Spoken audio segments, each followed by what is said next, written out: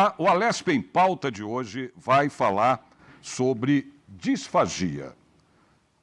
A gente comemora no dia 20 de março, né, o Dia Nacional de Atenção à Disfagia. Para falar sobre esse assunto aqui, eu recebo em nossos estúdios a Juliana Venites, que é fonoaudióloga e também presidente da Sociedade Brasileira de Geriatria e Gerontologia aqui do nosso estado. Ao lado dela, eu recebo aqui o Dr. Eduardo Cruz, que é geriatra e diretor clínico da AME Idoso do Sudeste, não é isso? Exato. Olha, vamos começar, claro que o Eduardo é um cavalheiro, já deixou eu apresentar primeiro a Juliana, né? Mas eu queria, Juliana, que você já explicasse, né, com mais detalhes o que é, né, a disfagia. Sérgio, sabe quando alguém fala pra gente assim, a gente está comendo naquele almoço de domingo, alguém conta uma piada e a gente começa a tossir, se engasga, e aí o outro diz assim, ixi, foi pro buraco errado. A comida foi para o buraco errado. É exatamente o que é a disfagia. Disfagia é uma alteração no trajeto, no caminho do alimento da boca até o estômago. Porque o alimento passa da boca para a garganta, né, para a faringe, depois para o esôfago e depois chega no estômago. A disfagia é quando há uma alteração nesse trajeto.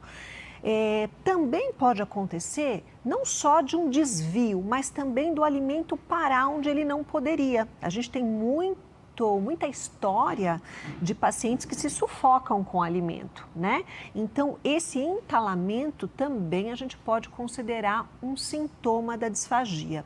Então, a disfagia é isso, ela é muito mais comum do que a gente pensa. E é mais comum assim, doutor Eduardo, em pessoas idosas, o senhor como geriatra, porque diz que, né, pelo que eu li, principalmente já a partir dos 60 anos, eu não estou dizendo também que 60 anos, que eu já estou nessa faixa, seja idoso também, porque hoje em dia já não se considera mais, né, devido ao aumento da idade da população, né, a gente falar 60 anos, o idoso, eu não me considero não, viu?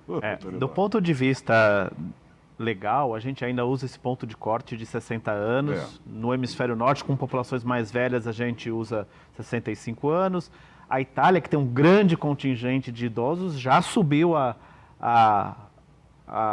sarrafo para colocar 70 anos ou mais. Mas a disfagia é sim mais comum nos idosos. E por que a gente tem mais disfagia na pessoa idosa?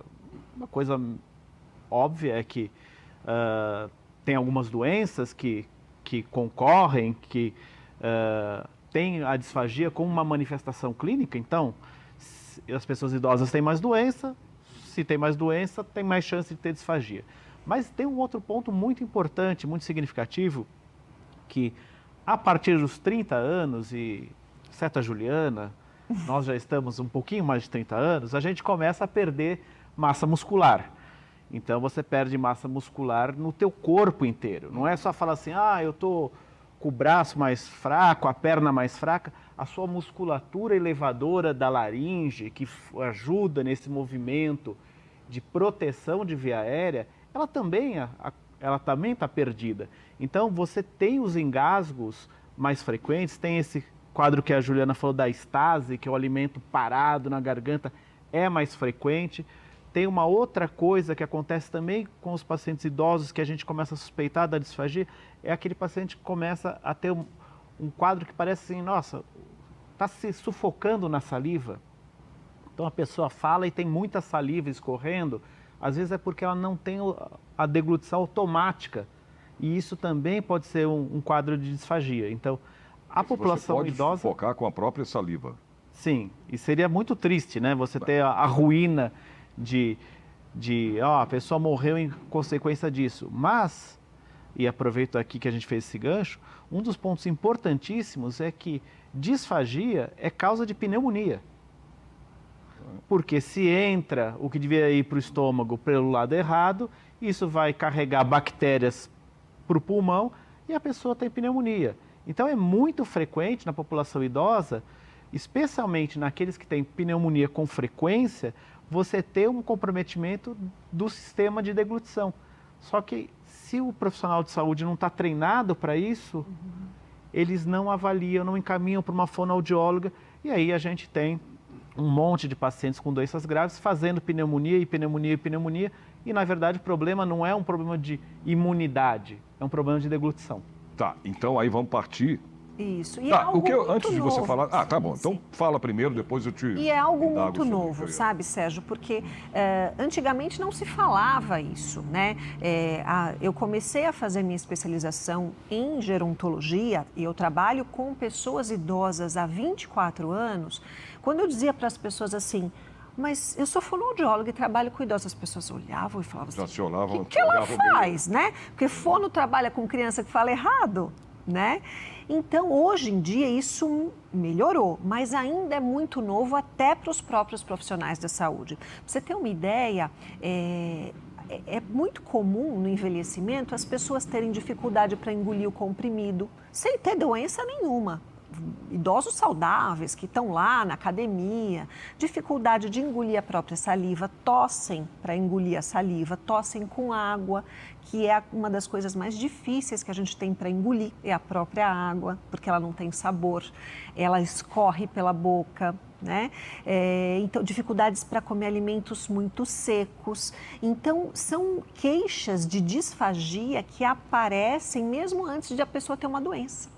Então, é muito interessante que todas as pessoas, profissionais da saúde ou não, se atentem para estes sinais, porque isso pode ser revertido, né? Porque se a gente não trata, vem uma doença, ou própria do envelhecimento, ou uma doença comum, por exemplo, como infecção urinária, a pessoa rebaixa e pode vir a engasgar e ter esse quadro que o Eduardo falou, pneumonias originadas da aspiração de alimento. O alimento foi para o pulmão e fez uma infecção.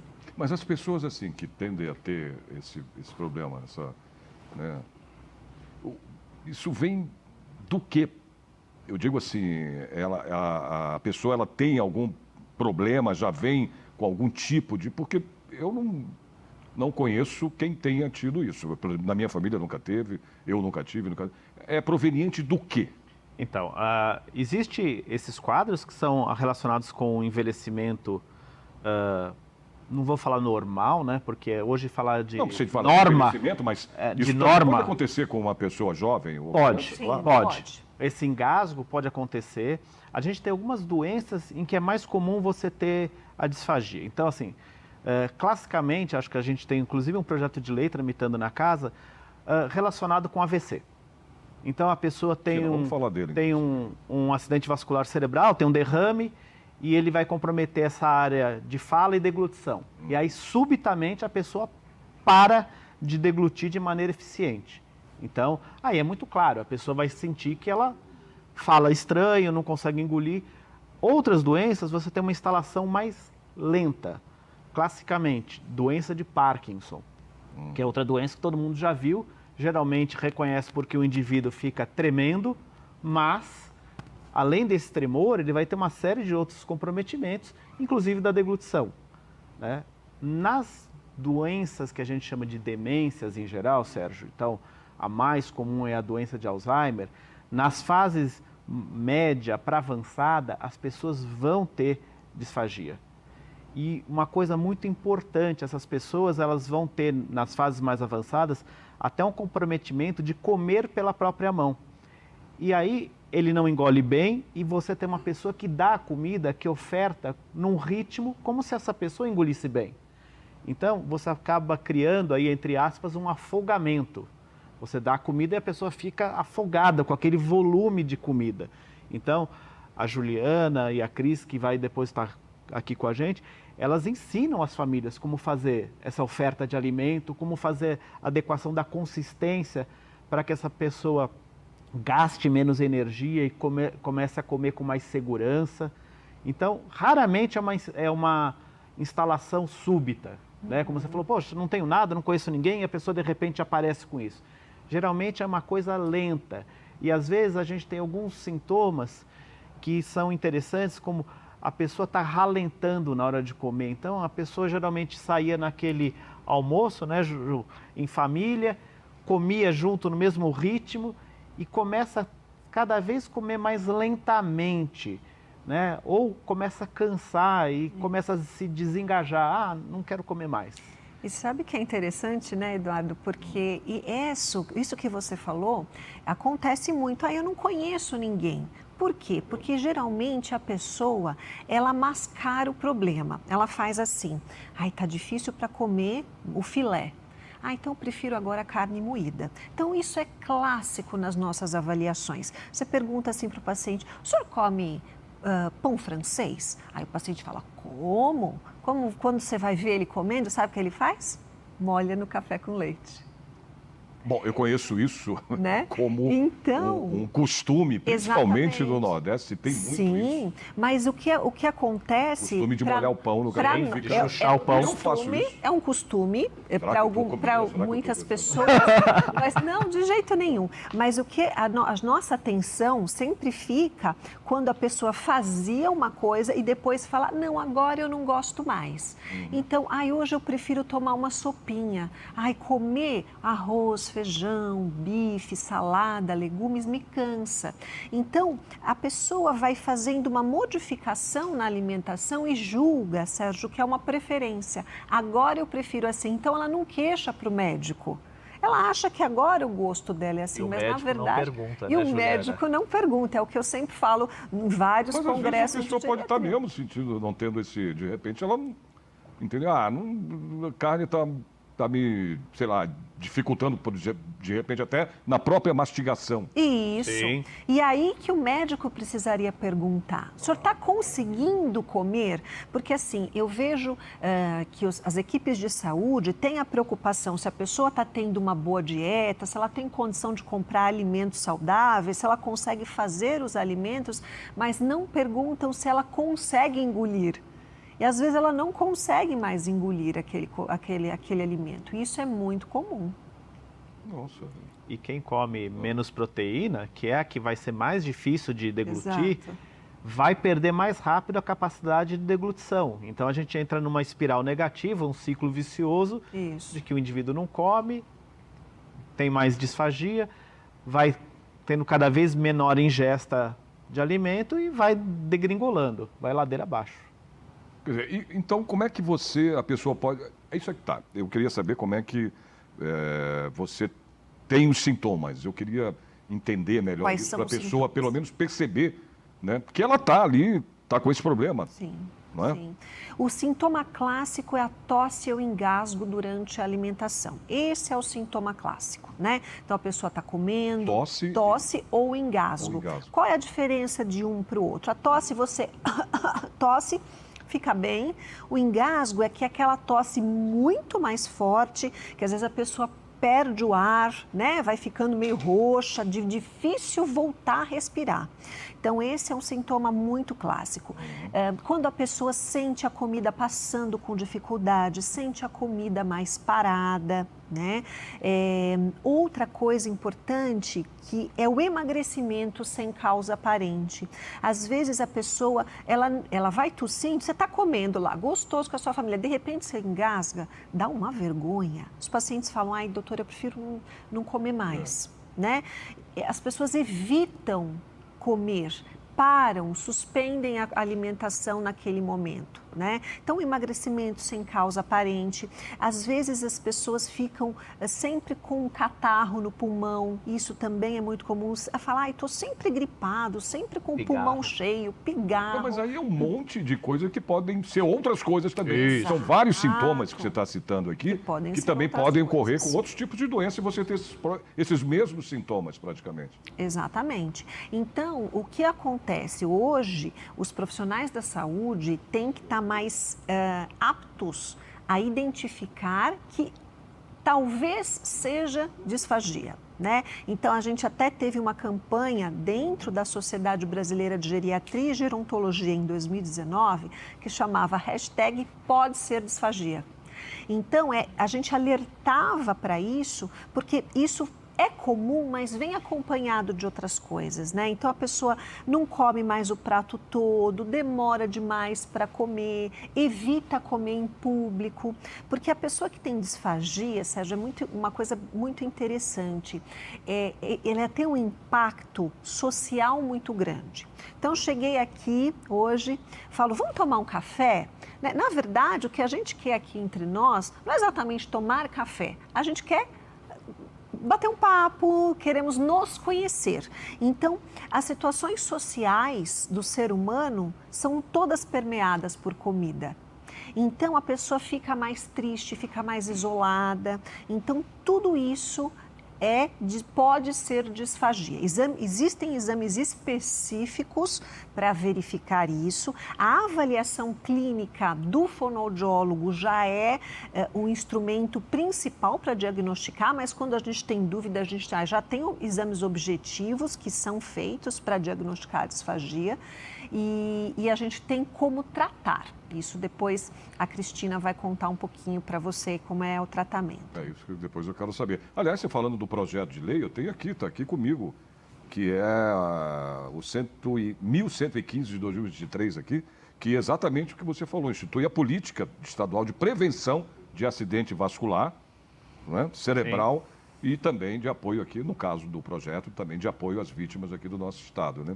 Eu queria que você falasse da importância desse projeto, né, nessa Casa de Leis, que, claro, é um projeto, ainda vai ser aprovado, vai a sanção do governador, do governo, para poder ser aprovado, virar lei ou não. Né? Então, acho que a grande importância é a gente ter consciência da dimensão do acidente vascular cerebral, né, o vascular encefálico, o derrame, popularmente conhecido, como impacto na função das pessoas. Uhum. Então, a gente tem aquela ideia de que a pessoa tem um derrame e vai ficar severamente incapacitada ou vai morrer. Isso é, em parte, verdade. Né? O grande problema é que, para você não ficar incapacitado, a gente precisa ter uma estrutura de saúde desenhada para reabilitação. Né? Hoje a gente tem, magistralmente faz isso pelo governo do estado, a rede Lucy Montoro. Tem protocolos muito bem estabelecidos hoje para AVC. Então, eles têm um determinado um número de dias em que pós-AVC, em que você pode encaminhar uma pessoa, porque isso tem uma questão da plasticidade do cérebro, da capacidade do cérebro, que tem uma zona morta aqui, arranjar um caminho para contornar fazer um desvio para essa informação, recrutar novos neurônios e recuperar a função. Mas, hoje, a rede Lucy Montoro, que é um polo de excelência, não tem capacidade no estado todo para abarcar todas as vítimas desse estado imenso com AVC. Então, começa aí a política por prevenção, que sempre é a medida mais barata. Aliás, é a medida mais correta, né? A prevenção é o melhor... Sim. É a mais barata, é o melhor remédio, vai garantir mais qualidade de vida para as pessoas, vai fazer um melhor uso do recurso público, né? Porque a gente está numa casa pública, a gente tem que saber quanto custa e qual é o melhor jeito de empregar o recurso. E aí você tem o AVC, dentro desse assunto, né, que a gente está falando da disfagia, uma das grandes comprometimentos do AVC é a deglutição. E aí você precisa, na hora que você reabilita, né, então acho que todo mundo tem mais ou menos essa ideia, eu vou para a academia, eu vou tomar whey protein, porque eu vou fazer um exercício, eu preciso de mais proteína, para fazer mais músculo. Isso é bem claro. Quando você vai fazer uma reabilitação física, pode ser na fono, pode ser na fisioterapia, pós-AVC, num paciente com Parkinson, você vai precisar de um aporte maior de alimento, de energia, de proteína. Agora, você imagina que eu estou reabilitando um indivíduo que precisa reabilitar as pernas, ou a voz, ou a deglutição, e você tem uma barreira, quer dizer, o alimento não entra. Então, se a gente tiver ideia de que tudo isso, nós somos indivisíveis, né? A gente gosta de fazer uma divisão corpo, mente, espírito, para fins de organizar as discussões, a programação da vida, mas nós somos indivisíveis. Então, na hora que você tem um problema de deglutição, o alimento não entra, como a Juliana falou, eu vou estar mais isolado, isso vai ter um impacto, além da própria doença, que eu já tive o AVC, um impacto aqui no meu psicológico, eu vou me engajar menos na reabilitação. Então, essa rede é muito importante e vem desde a prevenção ao tempo médio de atendimento entre a hora do sintoma e a entrada no hospital, a educação das crianças para reconhecer sinais. As crianças são fantásticas. Toda vez que a gente fala com criança, a gente capilariza dentro das famílias os conceitos e você consegue mudar a realidade dessas pessoas, né? E aí toda essa cadeia estando pronta, a gente diminui muito o impacto. Hoje a gente ainda tem, nas estatísticas do Brasil, que metade das pessoas que têm um AVC não volta ao trabalho. Não volta ao trabalho. E a gente tem muita gente jovem, porque o AVC do jovem, o AVC do idoso tem mecanismos diferentes. E você imagina, você claro, tem... você tem uma estrutura bem melhor quando jovem do que Sim. Né, uma pessoa já mais idosa. Mas você imagina um sujeito de 30 anos que tem um AVC porque ele tem uma malformação aqui, um aneurisma. Esse cara para de trabalhar. É. Então, assim, para a família dele, para a vida pessoal dele, para o crescimento econômico do Estado, do país, tudo isso é uma limitação. Então, a gente precisa aprender a reconhecer e tratar rapidamente para poder diminuir o impacto na sociedade e garantir que as pessoas vivam bem e vivam com qualidade de vida e consigam continuar crescendo na vida, né? Eu sou geriatra, a Juliana é gerontóloga, para a gente o céu é o limite, a gente não tem um momento de falar assim, a vida estagnou aqui. Não, a gente acha conceitualmente que a vida é sempre o futuro.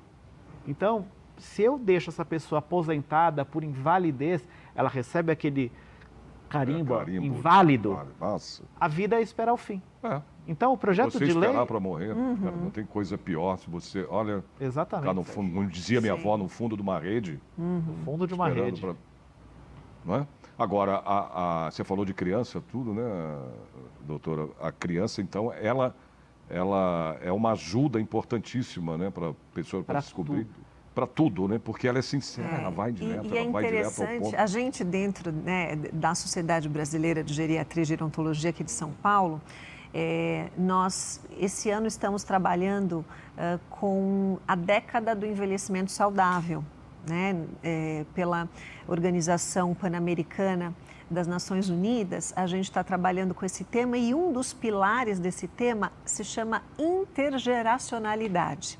Então, a gente acredita, e todos os pesquisadores, que a integração da pessoa idosa com a criança, com as outras gerações, causa um impacto extremamente positivo na vida. Então, ela vai ter mais propósito, né? A criança vai poder entender melhor a perda de funcionalidade e isso tem gerado coisas muito bonitas. Porque a criança é sincera, né? Sim. Então, ela não vai ter aquela coisa de ficar... Porque tem aquele cuidado todo da pessoa, né? O adulto já tem aquela, não posso falar, não posso... Não, a criança, pelo menos, ela já... Né? E isso impacta no paciente, na pessoa que tem a doença. Sim, certamente. Já começa, Sérgio, esse idadismo, né, esse preconceito, que a gente não chama velho de velho, porque a gente acha que velho é uma sucata. Conceitualmente, a gente como sociedade, a gente cria um termo que chama idoso, que é a pessoa cheia de idade, para chamar um velho. Você não chama um jovem de, sei lá, idade pênico, alguém que tem pouca idade. Né? Então, já mostra que a gente tem a gente já está colocando o idoso num gueto ali. Como se ninguém fosse caminhar para a idade. Né? O Quintana falava que a velhice é terrível, a outra opção é pior ainda. Né? Então, assim, se a gente for viver bem, a gente vai chegar nessa idade. E quando você coloca uma criança junto com o idoso, isso é bom para ambos. Por quê? Porque desmistifica a velhice para uma criança e, por outro lado... a curiosidade da criança, a rapidez de raciocínio, a linguagem, isso traz muita vida para as pessoas mais velhas. Eu tive uma avó que viveu 106 anos. Cara, que isso. Essa minha avó, 106 anos. Essa minha avó, ela criou os meus primos. Então, um que tem a mesma idade que eu, 45, e outra que é 7 anos mais jovem, enquanto minha tia trabalhava. A minha avó se manteve conectada durante muito tempo. Porque você imagina conviver com 2 adolescentes, no ritmo de adolescente, sim. na linguagem de adolescente e ter que dar conta. Então, a gente fala assim, poxa, a pessoa está muito velha, vamos deixar ela no cantinho dela. A pessoa não é uma samambaia. Né? Ela tem propósito. E aí, quando você junta esses dois, é imbatível. É imbatível, porque é a sabedoria de um com a vivacidade, com a velocidade do outro. Olha, a gente vai ter que fazer um intervalo agora. Eu queria até perguntar para a Juliana se ela quer falar alguma coisa aqui para o nosso telespectador, né, sobre esse assunto que a gente está conversando aqui.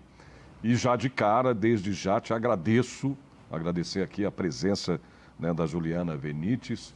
Eu vou receber no segundo bloco a Cristina Zerbinati, que também é sua colega, né? Fonoaudióloga também, né? Mestre aí em ciências da saúde, não é fraca também, não. Né? E Juliana, eu agradeço já a tua presença de cara. Tá? Eu é que agradeço. Imagina.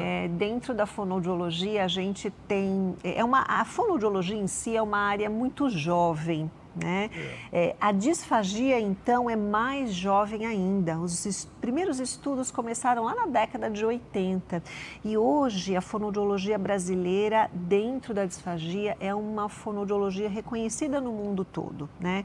E o mais importante é que a gente possa disseminar esse conhecimento. Engasgar com frequência não é normal. Ter dificuldade para engolir não é normal. Então, a gente tem que procurar a ajuda ou do médico, tá? Numa unidade básica de saúde, reclamar disso para o médico, para ser encaminhado realmente para uma avaliação de fono. E é muito importante. Lembrando que 40% dos idosos saudáveis já têm alguma dificuldade. Então, a gente precisa realmente tratar essas pessoas. Perfeito. Mais uma vez, obrigado pela tua participação, Juliana. Bom, a gente vai por um breve intervalo, já voltamos para continuar falando, né, batendo esse papo sobre a disfagia. Espero vocês. Um minuto só.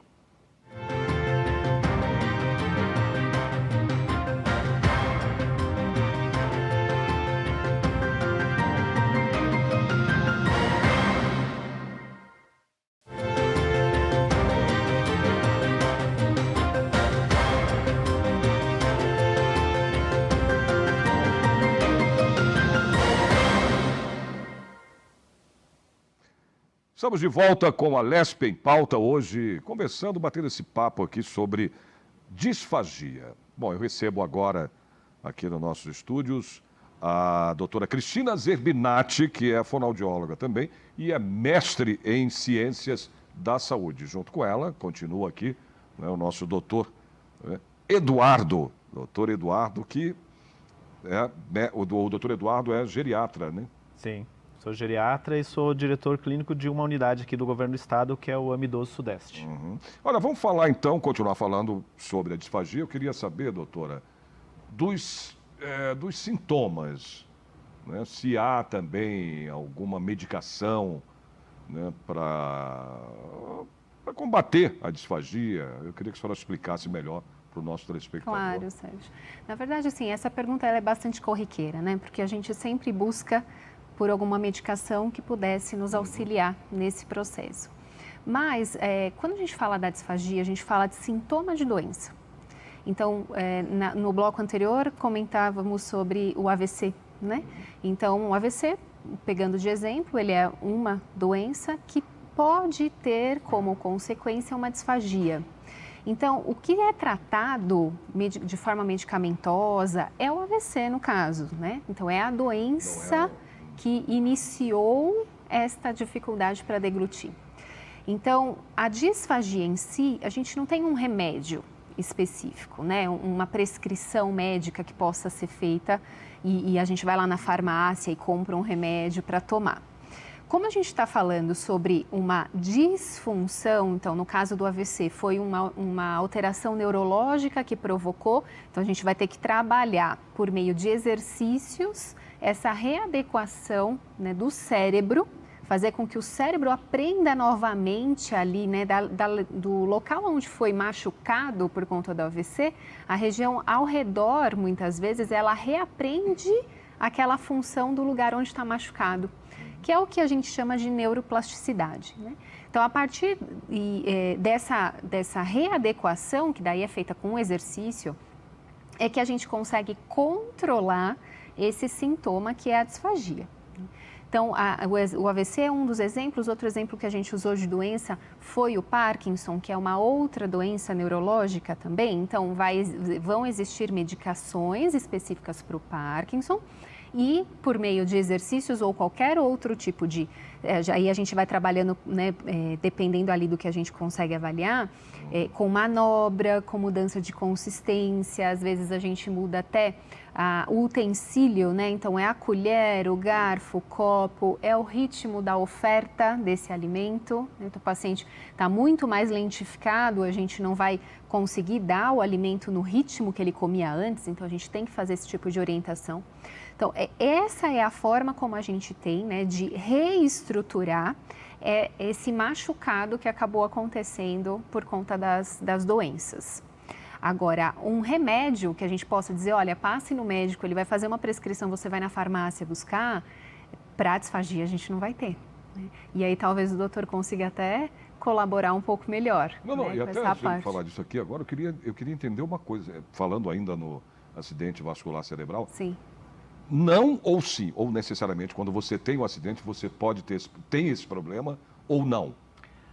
Eu digo de ter o problema Você pode ter sem nenhuma disfagia. Você pode ter um AVC sem nenhuma disfagia. Sem ter tido... É conveniente no hospital, porque como a Cris comentou aqui, a Juliana tinha falado no bloco anterior, às vezes o sintoma é muito suave. Então, geralmente, nas equipes dos hospitais onde a gente atende AVC, quando o paciente entra, ele é estabilizado, etc., obrigatoriamente, antes de se liberar a comida, o paciente pode estar falando perfeitamente, não tem nenhum sintoma de disfagia, você pede uma avaliação da fono do hospital, e aí ela vai testar, depois a Cris pode até comentar um pouquinho como funciona essa avaliação, mas ela vai... com pequenos volumes de líquido e depois com pequenas quantidades de alimento, testar se essa deglutição é eficiente. Às vezes, a gente pega, na avaliação da fono, o comprometimento do AVC que, em princípio, aquele paciente não referiu no primeiro momento ou não apareceu no primeiro atendimento médico. Então, isso compõe já o atendimento básico de um paciente com AVC numa unidade específica. E todo paciente recebe uma visita da fono. O que eu quis dizer, para ser mais claro, é que se a pessoa que teve AVC, ela vai ter necessariamente um problema de degustação, alguma coisa assim? Obrigatoriamente. Ou não, obrigatoriamente por causa não. do AVC? Obrigatoriamente não. Depende muito da área, né, que o AVC afetou no cérebro. Então, tem algumas pessoas, né, que acabam tendo o AVC e ficam com uma sequela no braço e na perna, por exemplo. Sim. Às vezes a gente tem outros pacientes que têm o AVC e que pegam uma região que ele vai ter dificuldade para a fala. Mas vai ter dificuldade no braço, na perna e para a fala. Assim como a gente tem alguns pacientes que não têm a questão da fala. Então, o AVC, a gente pode trabalhar com muitas combinações, né, de sintoma ou de complicações ali, que a disfagia é uma das possibilidades. É uma delas. Uma das. Assim como a fala, a linguagem, a memória, não é todo mundo que tem o AVC que vai obrigatoriamente ter dificuldade de fala, ter dificuldade de memória, mas temos pessoas que sim, terão esta dificuldade, né? Então, depende muito de qual a região que foi machucada nesse cérebro. E aí, como que a gente vai saber isso, né? Então, teve a ocorrência do AVC, o médico vai estabilizar, pedir os exames ali, exames de imagem, o exame físico, e a partir dali, uma cascata de avaliações a gente precisa fazer para conseguir entender se temos já instalada a alteração ou temos um risco dessa alteração ainda vir a acontecer. né? E mediante um risco dessa alteração vir a acontecer, obviamente que a gente já vai trabalhar de uma forma mais preventiva, mais precoce dentro da linha hospitalar, né? Mas, e aí sem falar do que a gente pode fazer, do que a gente comentou no primeiro bloco, que é não esperar acontecer o AVC, né? Para que de fato a gente não tenha que começar a tratar os sintomas, né? É a parte da prevenção mesmo. Porque de repente, muitas vezes acontece do nada, você tá ótimo, tá bem, não tem nada. Eu já vi pessoas que fizeram a prevenção, exames, tudo do nada, de repente não tem sintoma de nada, não tem um AVC. Não é? Possível, é possível. O que a gente precisa entender é que muitas vezes o exame médico ele é uma pescaria. Eu vou lá pro rio pescar. O fato de eu não tirar o peixe não significa que não tenha peixe naquele rio. É lógico, se eu vou fazendo isso de uma maneira rotineira, poxa, se você sair de toda a sua pescaria sem peixe, vai ser difícil que acreditem que você foi pescar, né? Então, assim, se você vai toda vez no médico, é possível, né? É quase, diria, provável, muito provável, que você vai encontrar alguma alteração que aumente o seu risco de AVC. Então, assim, você pode falar assim, o cara é hipertenso, ele vai ter lá 2 vezes mais chance de ter um AVC. Ele é diabético, ele vai ter 4 vezes mais chance de AVC do que quem não é. Ele já teve um AVC anterior, ele tem 4 vezes mais chance de ter um novo AVC. Então, o médico que está preparado, ele vai colocando isso num somatório lá de fatores, e fala assim, puxa, esse cara aqui tem alto risco e a gente vai ter que ficar muito em cima. E o grande problema não é que o médico não vê essas coisas. Eu vou fazer um meia-culpa como categoria aqui, Sérgio. O grande problema é que a gente comunica mal. A gente vê o problema, mas a gente não fala numa linguagem que o paciente entenda qual é o problema. Então, assim, você precisa controlar o diabetes. Para quê? Se eu não sinto nada. Né? Daí vem aquele zagueiro de várzea, né? Aquele médico que fala assim, porque a senhora vai ficar amputada, vai ter um AVC, vai ter um infarto. Peraí, mas se eu já vou morrer assim, aí que eu não vou tratar, porque eu já vou morrer. Então, eu acho que a gente precisa entender, e essa é a grande dificuldade com quem lida hoje nas carreiras de saúde. Eu acho que particularmente... Como você fala, né? como médico fala, como médico-paciente. Né? E o propósito. Cada um que vem no teu consultório, né, que vai no serviço de saúde, que procura uma terapia, ela tem um propósito. Se eu não consigo mobilizar esse propósito em favor dela, eu estou perdendo o tempo daquela pessoa na consulta. Então, isso é muito comum com quem faz reabilitação. Né? Então, é muito comum o fisioterapeuta, a fonoaudióloga perguntar assim, para que você está, qual que é o teu desejo? Vamos lá, você quer reabilitar para quê? Daí ela vai falar assim, não, eu queria estar bem porque eu vou ter um aniversário de bodas e eu quero comer aquilo que eu não estou conseguindo comer porque a gente vai fazer uma festa. E isso é um combustível tremendo para a reabilitação. Eu falei da minha avó, vou falar do meu avô agora. Com 94 anos, meu avô, que hoje tem 101 anos... Caramba, avó, uma com 106... o INSS sofre aqui. Pois é, eu ia falar disso agora. Foi o INSS, meu amigo.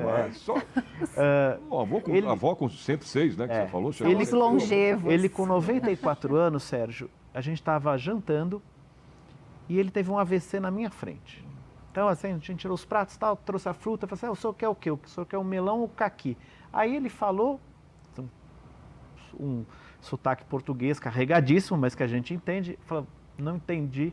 Daí fiz os sinais de reconhecimento do AVC, né? Que o pessoal fala que você abre o olho, né? Sorria, né? Canta uma música. Tem alguns truques assim. Esses são sinais de você. A pessoa está tendo. Que assim, na hora que o cara arregala o olho, pode estar tendo um AVC. Tem um lado que fica paralisado. Então ele só levanta uma sobrancelha. Na hora que ele sorri, o sorriso está torto. Tem algumas coisas que são muito práticas do leigo saber. Muito bem. Passei a mão nele, foi para o hospital, tal, 40 minutos ele já estava na UTI, estável, etc, etc. Saiu com disfagia e uma alteração de linguagem, uma disartria, que a gente fala. E aí tava lá, macambuzo, chateado e tal. E ele falou, ó, o senhor precisa melhorar tal. E ele não estava muito animado com a reabilitação. Eu falei, ó, se o senhor melhorar, ele é do interior de Portugal. Eu falei, vou levar o senhor para Portugal para ver a sua família. Em um mês, esse homem agarrou naquela reabilitação, fez os exercícios, etc. E melhorou. Que também essa é uma coisa, eu falei de um mês, quando a gente fala de AVC, diferente do que quando a gente fala de Parkinson, das outras demências, da disfagia sarcopênica, que é essa do idoso, no AVC você tem uma janela de oportunidade de 60 dias. São 60 dias de ouro. Então, é a melhor possibilidade de você reabilitar alguém é nesses 60 dias. Então, infelizmente, a gente, como sistema de saúde, a gente peca nisso. Porque a gente tem um esquema de que o hospital que atende o AVC, ele muitas vezes não encaminha para a reabilitação. Então, ele caminha para a UBS encaminhar para a reabilitação. E aí, quando ele chega para a reabilitação, ele chegou atrasado. Né? O nosso paciente, hoje a gente sabe que, em média, aqui na região metropolitana de São Paulo, a gente demora 9 meses para essa pessoa chegar no especialista para ser reabilitado. Se eu falei de 60 dias, 9 meses a gente perdeu muitos 60 dias para reabilitar. E aí a gente acaba atrasando, postergando, mas uma coisa que é importante, muitos desses pacientes reabilitam. A questão é que eles poderiam talvez ir para um nível muito melhor do que eles ficam, se a gente tratasse no momento mais oportuno. Né? Então, a gente hoje precisa entender que não é que falta recurso. Né? A gente não vai ficar aqui chorando, falta dinheiro para isso. Não, falta um encadeamento de ações para ter um fluxo mais objetivo na hora que a gente vê um paciente desse. Tá? Doutora, a senhora falou da disfagia, que é muscular, né? Estava falando que é muscular. No caso, eu só queria que a senhora deixasse um pouquinho mais claro assim, em relação ao tratamento. Eu digo, como é que é feito esse tratamento? Já não tem remédio, a gente sabe disso, mas como é que é o tratamento com a fonoaudióloga que você falou, que é muscular, né? É muscular. Como é que é o início desse tratamento? A gente trabalha com o músculo, né? E com a reorganização neurológica, né? Então, se a gente pensar que tive ali o AVC, então machucou o meu cérebro, o comando, né, que ele precisa mandar para minha boca para dizer, olha, mastigue, porque tem uma comida ali, você precisa mastigar para engolir. Esse comando também está falho, em virtude do AVC, mas é por meio de exercício que a gente vai fazendo com que, ao invés de ter o comando cérebro, boca, a gente vai fazer o contrário. Boca manda o comando para o cérebro, né? Ali a gente vai reorganizando. Então, nada mais é do que uma sequência de exercícios bem estabelecidos para esse paciente. Então, eu acho que hoje em dia é muito claro, se eu tenho uma alteração nos meus braços ou nas minhas pernas, eu vou ao fisioterapeuta. Sim. E não existe dúvida de que o fisioterapeuta vai trabalhar com exercícios comigo, né? Ele tem uma série de outros recursos ali também, ele pode usar estimulação, que é o chamado choquinho, ele pode usar estímulo gelado, mas o exercício está sempre junto. Quando a gente encaminha o paciente que é para ele chegar para a fono, muitas vezes eles chegam e falam, mas o que eu vim fazer aqui? E aí eu vim fazer aqui, mas eu falo bem, né? Mas eu me comunico. Você associa né, a fono com a fala. Voz com deglutição. Não é questão da voz, eu falo como eu falo bem. Você falou, acabou de dizer, né, doutora? Eu falo muito bem, então o que eu estou fazendo aqui? Eu falo muito bem o que eu estou fazendo aqui. Ou então, muitas vezes, a pessoa chega e fala assim, fono era para algo para criança, né? Porque tem que corrigir a fala errada, e não é o meu caso. Alguns até associam com a audição, né, que é algo que hoje em dia as pessoas associam muito ainda com a linguagem, mas alguns falam, não, mas eu escuto bem, por que eu estou aqui na fono? Minha questão é engolir, né? Ou é tirar essa sonda do meu nariz, que é a alimentação, às vezes, que tem que receber por meio de um canudinho ali, de um tubo. Um tubo. E aí, assim, ainda é falha a informação para dizer que a fono também trabalha com músculo, só que eu não vou trabalhar com os músculos dos braços nem das pernas. Eu vou trabalhar com o músculo para engolir. Então, eu vou trabalhar com o músculo de lábio, de bochecha, vou trabalhar com o músculo da língua. A nossa língua, ela tem um poder imenso em poder nos ajudar a engolir melhor ou não. Eu vou trabalhar com músculos que estão mais na garganta, então lá dentro. É a musculatura que vai proteger para que esse alimento não vá para o pulmão e ali a gente consiga, de fato, tirar essa sonda, se for o caso, ou a gente conseguir voltar para uma alimentação comum, que era a que a pessoa fazia. Então, muitas vezes o pessoal chega comendo tudo batido. Então, poxa, eu já estou lá com os meus 70 anos e eu estou comendo tudo batido de novo, né? E eu sempre comi bem, comi arroz, comentam, feijão. brincam, que o idoso, a pessoa velha, volta a ser criança, porque parece que vou tomar... Agora eu vou comer comidinha batida, né? Ainda. Ou a fruta batidinha. Às vezes, nesse início, se faz necessário, mas com exercícios a gente vai voltando à função, vai reorganizando para que ela volte a comer os alimentos que ela estava habituada, né? Então, alguns pacientes também chegam e falam assim, eu vim fazer fisioterapia da garganta, mas não é a fonoaudiologia. A questão é que associa-se ali, como vai fazer exercício, acha que é como a fisioterapia, né?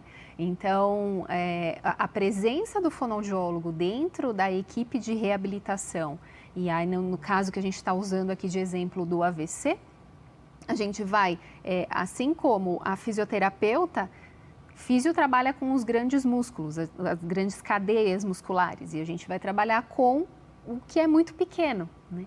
Então, a nossa sequência de exercícios é muito menor do que a da fisioterapeuta. A gente também usa alguns recursos, alguns equipamentos pequenininhos para conseguir trabalhar com esses músculos, mas é tudo muito menor do que um centro de reabilitação de uma fisioterapia, por exemplo, né? Então, eu acho que o mais importante é o momento em que essa reabilitação ela entra, né? Então, assim, dizer, vou melhorar aqui, depois eu procuro pela fono, né? A gente perde uma janela de tempo muito importante. Agora, existe uma população, doutor Eduardo, também pergunta serve para a doutora Cristina, existe uma população que é mais afetada com a disfagia, eu digo por causa, vamos dizer, dar um exemplo, de alimentação mesmo. O tipo de alimentação também pode causar a disfagia? Na verdade, como a Cris colocou, a Juliana tinha comentado no outro bloco, se você tem uma população idosa, né, e aí a gente começa a colocar alguns senões aqui, né? Então, eu falei, a partir dos 30 anos a gente perde massa muscular. Se eu como pouca proteína, a minha velocidade de perda se acelera.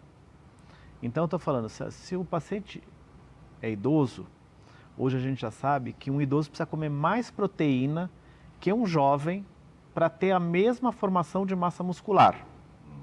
Então, vamos supor aqui, uma pessoa, um adulto de 70 quilos, ele vai precisar, um homem de 70 quilos, ele vai precisar aí de uns 70 gramas de proteína por dia para fazer a preservação da sua massa muscular. Agora, vamos traduzir isso. 70 gramas de proteína são quase 3 filés de frango. Porque um filé de frango do tamanho da minha mão vai ter 25 gramas de proteína. Um idoso com o mesmo peso de 70 quilos vai precisar de 84 a 105 gramas de proteína. Aí eu estou falando, olha, ele é mais velho, ele já prefere, como a Juliana tratou no outro bloco, por causa da disfagia, alimentos mais fáceis de mastigar, então ou um caldo, ou uma papa, ou muito carboidrato, ou, putz, eu moro sozinho, vou querer um biscoito, um pãozinho para chuchar no leite. Você vai tirando proteína, e vai tirando proteína, vai tirando proteína. A sua velocidade de perda acelera de um jeito fantástico. E aí, a gente chega para a fono e fala assim, olha, reabilita. Mas como? Eu vou reabilitar para ele comer mais proteína, mas ele tem que comer a proteína. Então, quando a gente fala de reabilitação, a gente fala de time, né? Então, assim, reabilitação é esporte em equipe. Se o médico não controla os fatores de risco, as condições clínicas, se o nutricionista não oferece mais substrato através da alimentação, mais energia, mais proteína para essa pessoa, vai ficar muito difícil para o fonoaudiólogo, para o fisioterapeuta, conseguir chegar naquele objetivo que a gente quer. Então, todo mundo tem que andar alinhado e tem um grande problema, né? E aí é outra meia-culpa que eu faço.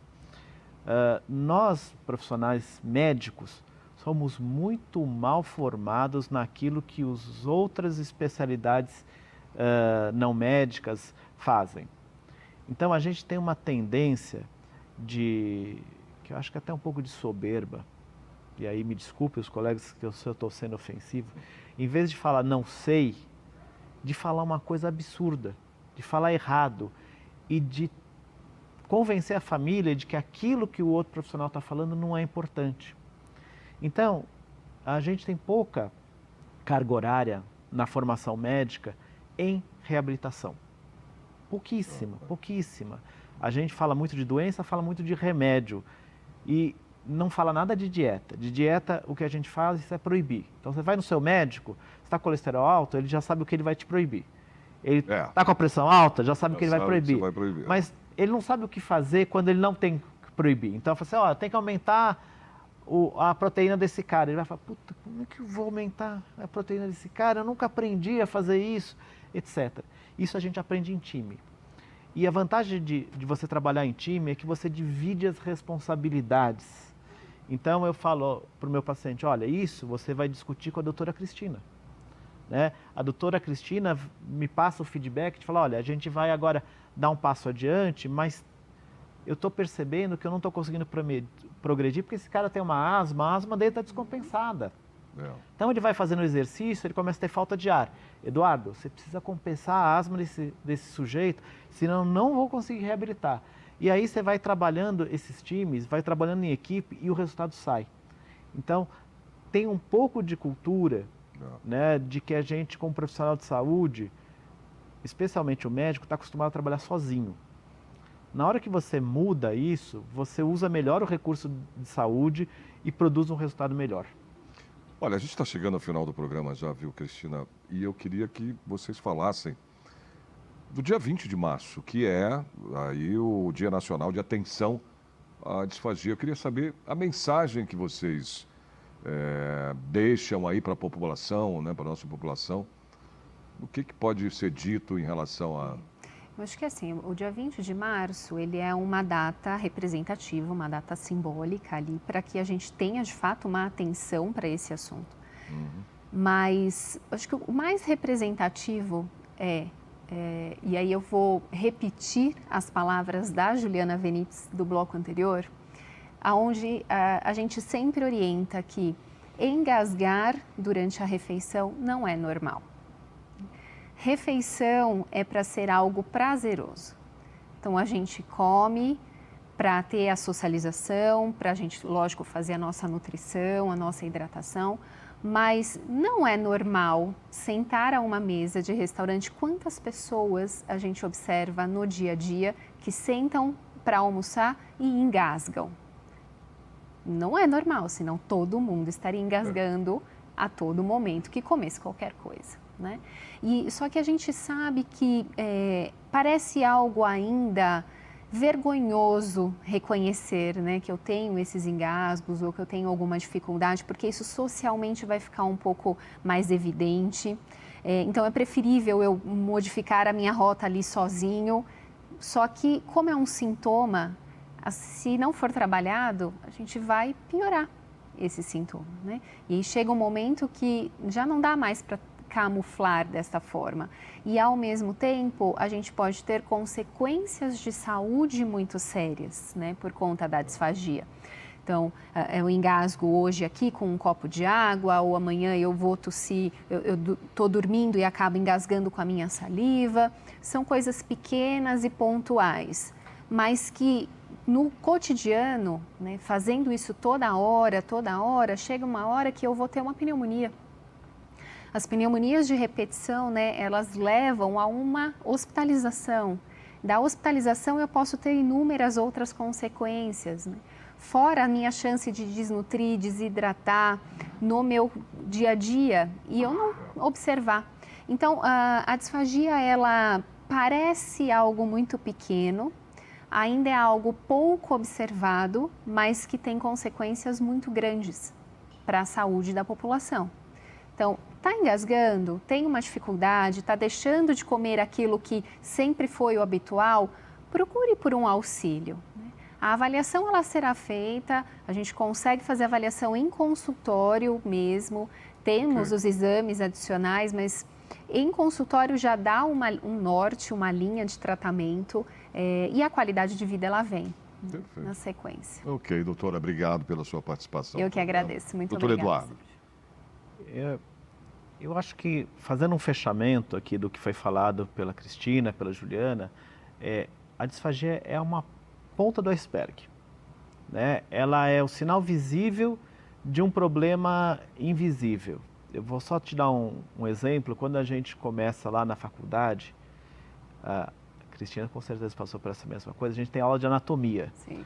O momento mais desesperador da gente é aprender anatomia da laringe, né? Que é o nosso órgão fonador, que é esse que solta a voz e que está muito envolvido no processo de disfagia, porque são músculos muito pequenos, muito finos, delicados. É um trabalho de relojoeiro cuidar de uma laringe. Então, acho que a gente poderia falar que o fonoaudiólogo é um relojoeiro, da saúde. Okay. E aí, se a gente não cuida disso, essa coisa pequena, um engasgo, um pigarro, uma sensação de alimento parado, a gente vai caminhar para a pneumonia. E a pneumonia é uma das 4 principais causas de morte na nossa população. Então, a gente está falando de uma coisa que está na mão da gente e é fácil de intervir. Obrigado, Sérgio. Obrigado a você, doutor Eduardo, doutora Cristina, muito obrigado pela participação aqui no programa. O Alesp em Pauta de hoje termina aqui. Espero vocês no próximo programa. Até!